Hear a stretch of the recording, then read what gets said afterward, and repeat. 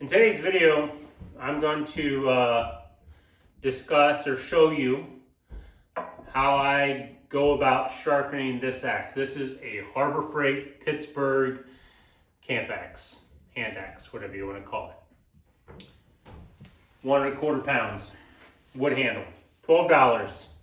So the point is I want to show you that you can carve spoons with a Harbor Freight axe. But first you got to sharpen it because, well, I'm not saying you have to, but it's going to make life a lot easier if you do. And as my friend pointed out, I can't be using a $2,000 piece of equipment to sharpen the $12 axe, showing you that you can carve spoons. You know, I have a 2x72 belt grinder, and you know, I can work my way through the grits and sharpen stuff that way. So if you have a cordless drill, or any drill for that matter, you can sharpen this tool. So the kit that I bought on Amazon is that right there. It is ceramic sandpaper. I actually think it's a blend. The kit comes with 40, 60, 80, 120, 220, 320, 400, 600, 800, 1,000, 1,500, and 2,000 grit sandpaper. I sanded it up to 800 grit, and then I honed it from there. I show you how to make a power hone. In this case, this is a piece of leather. I just glued it to some sandpaper. You can also use like cereal box type material. Many beer cartons with some material that's a little thicker. That works as well. And I did use that in the video as well. I glued this with super glue. In the video I call it, when I'm demonstrating it, I should call it CA glue. Same thing. I use accelerator. You probably don't need accelerator. The accelerator is made to set up like that. If you're using, not using the accelerator, you're probably just gonna have to clamp it and leave it because it's gonna take a little longer to set up. However, I can almost guarantee you that the paper, you know, if you're using the beer carton type material, is gonna make it set up. You wanna use the thick stuff. There is thin, but that'll absorb in and it'll turn it hard. Whereas the thick is going to sit on the surface more. These are the grits. You want to mark them. I do think I point that out in the video. And it's ceramic, so you don't have to use this paper. But this particular sandpaper held up well. Some of the stuff I've used in the past, it just doesn't last very long. So ceramic does better than anything else I've used on steel. In fact, on wood as well. You can use silicon carbide as well because you can find those grits in very fine sandpaper. All the stuff I've used to this point doesn't last that long. So you could probably have to use a couple of sheets per, you know, or at least one, you know, you're going to use up the one sheet, but it might not last both sides of the axe. Whereas this seemed like it held up a lot better. This is film-backed sandpaper versus paper, which in my experience is more durable. So $20 for the sandpaper. That includes the hook and loop mandrel here. You'll have to make your own polishing pad. More than likely, you have some super glue. You can get away, like I said, without the accelerator, but the accelerator makes things a little bit handy. $12 axe. I use the black polishing compound. You can get away without using it. It's $5. So if you're trying to keep the cost way down, just get the green and then sand to a finer grit with the sandpaper. You know, probably go to at least the 1,000 grit, maybe 1,500 grit, but at that point you might as well go all the way through them. There's three 3 of each grade in this kit. So, you know, if you need to resharpen stuff, you've got more to resharpen with. So I'm going to go ahead and get into how I went about it, and hope you enjoy. This is the Harbor Freight axe that I'm going to sharpen. This is one that I've already sharpened and used. And then this is a Robin Wood axe. So $12 axe.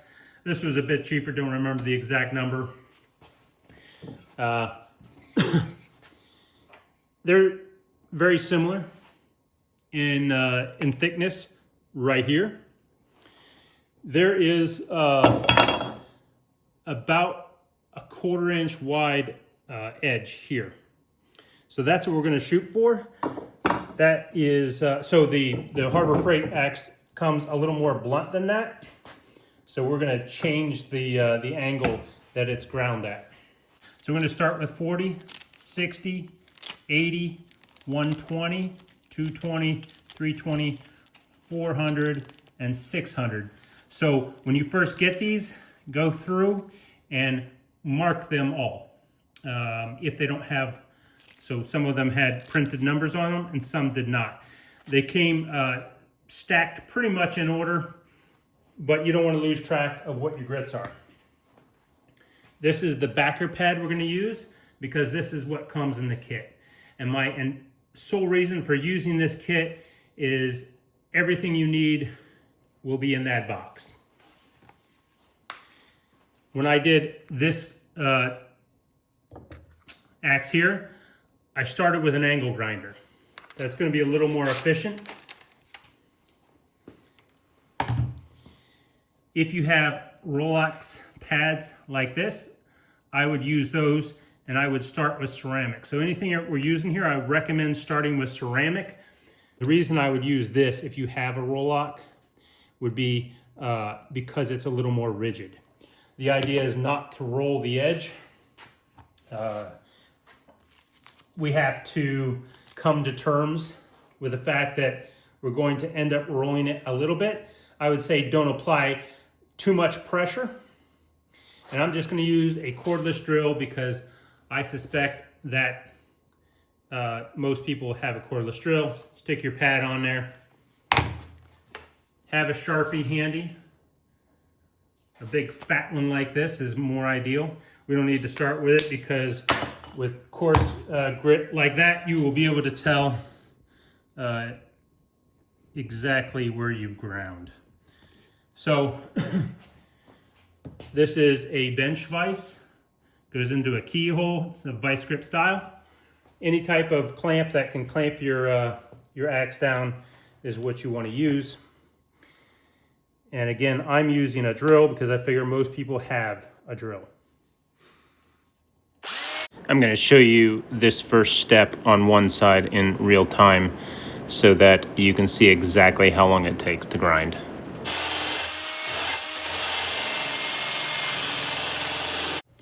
I just want to tell you real quick, look in the comments for a link to my video where I'm carving a spoon with this axe.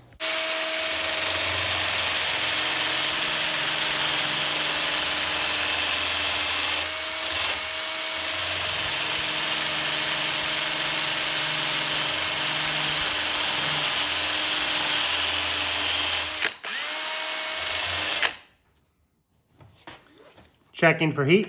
Don't want it, if it's hot, you gotta stop, cool it off.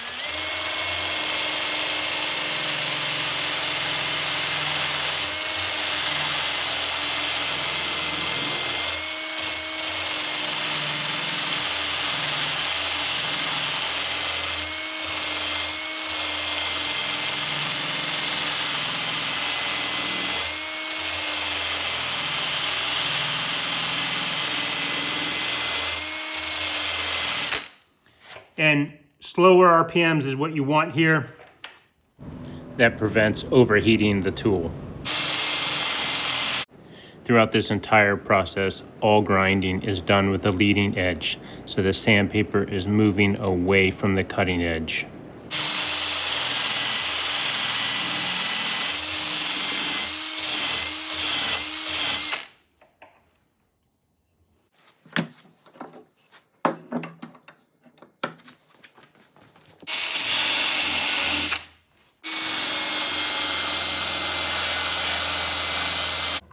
little more convenient than taking this off there is just get some ice cubes and then melt them on the edge if you feel like it's getting warm.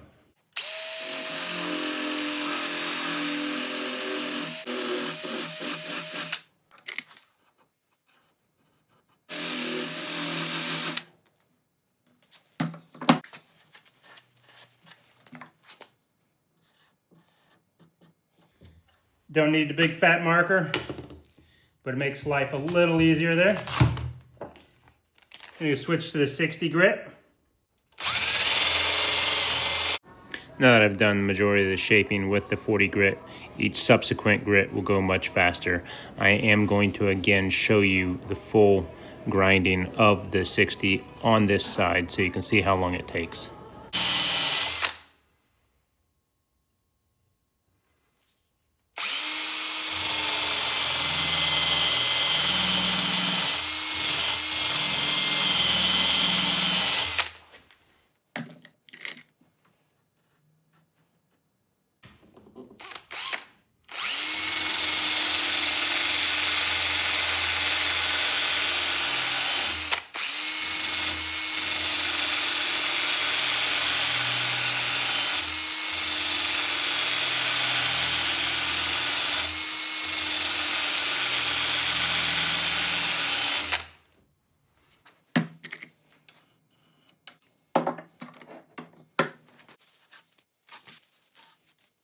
.80 grit. The marker just helps you see where you're grinding, that's all. Now grinding with the 80 grit, you'll see how much faster it goes as I did a little bit of shaping with the 60.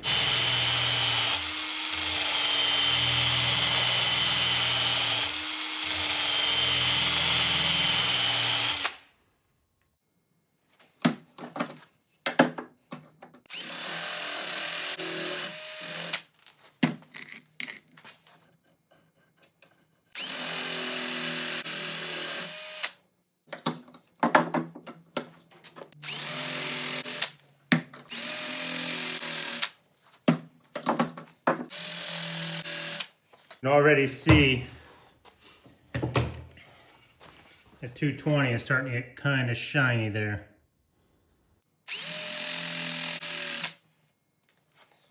Quality sandpaper really matters because it's going to cut faster, longer,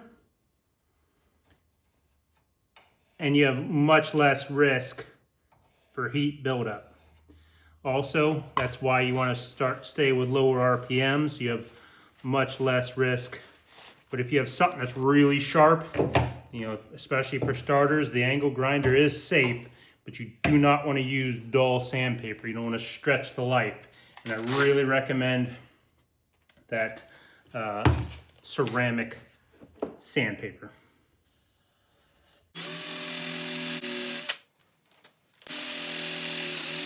And each time before I pull the trigger, you'll see me lining it up. That's to make sure I start grinding at the right angle.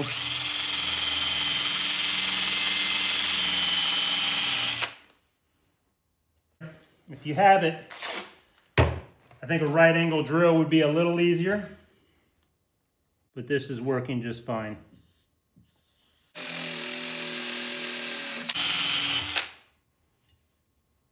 I'm going to stop with 800 grit right here.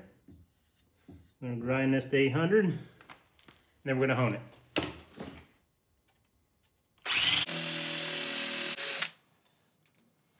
So what I'm making now is a disc for honing the axe. So this is, it's not cardboard, it's like thick paper.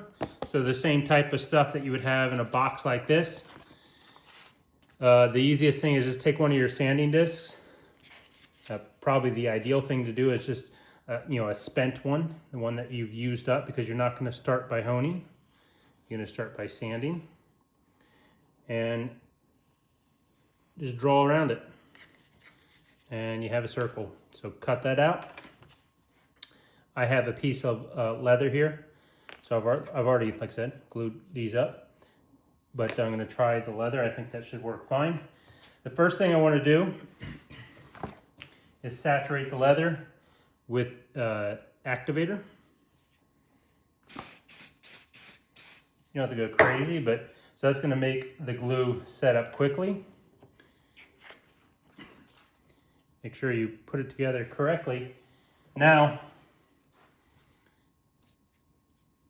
I'm going to clamp it like that. And we're not going to try to do this all at once because we're going to have an alignment issue like I had. So I think what is going to work well is I'm just going to put a dollop on the outer edge. Don't dilly-dally too much. And then sandwich it between two hard, flat items.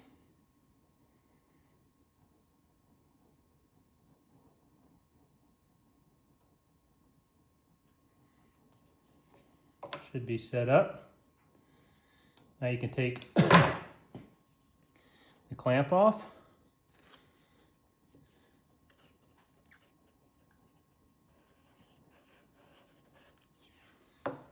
Again, sandwich it.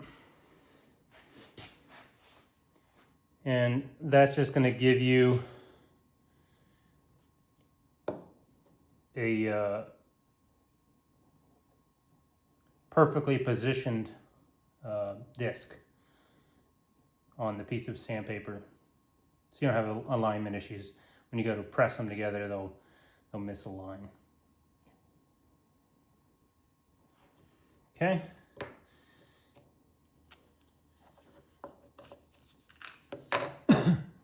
A little bit of squeeze out, but it did not prove to be catastrophic, as in it didn't glue everything together. And that's completely glued, so we'll just set that aside. And when it's time to hone this, we'll have that disc ready to go. And the reason for the masking tape is if I did glue it to the wood, if anything, it would peel the tape off there. You could also use something like saran wrap or wax paper. Now we're going to use this honing pad that I made out of the box material. And I am using this Harbor Freight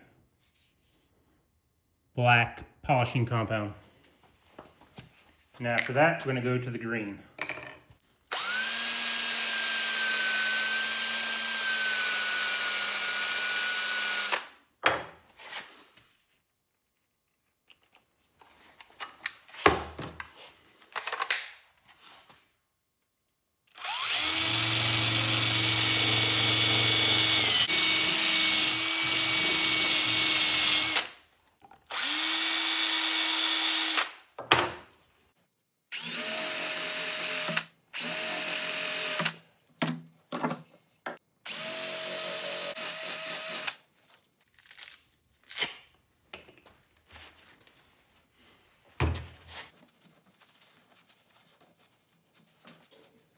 Now we're going to the green honing compound.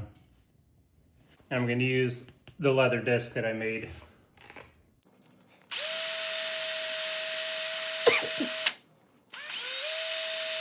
So these compounds are only like $5 a piece. You can pay a lot more, but these seem to get the job done, so.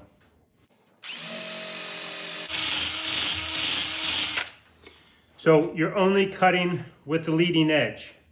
If you cut with the back edge, you'll be possibly dulling or digging into the cutting edge. So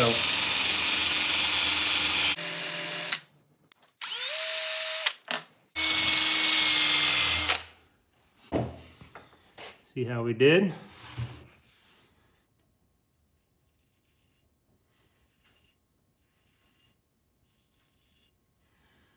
So razor sharp. I hope you enjoyed today's video. Please like and subscribe if you did. And you know, if you tried this and it worked well for you or didn't work well for you, let me know in the comments. I hope you found this helpful, and if you're looking to get started, you know, this is I would say pretty painless way to get into spoon carving versus many of the other options. And if you get a chip or something in your axe, you've got more sandpaper and you already know how to sharpen it. So, you know, a lot of times, you know, people use dull tools. So if you start out sharpening it versus buying a tool that's razor sharp from the jump, you're probably a few steps ahead. And I'm not telling you this is the best way to sharpen it. Many of these axes are flat ground when you get them, and inevitably you are going to end up rounding the edge some. It's I'm going to say it's unavoidable, but it's affordable. And you know, if you're just trying to test the waters, this is a good way to do it. And I didn't notice that much of a difference as far as the carving. I'm sure an experienced carver will notice, but it's not that bad. Check out my other video where I demonstrate actually carving a spoon. I cut out a lot of the carving.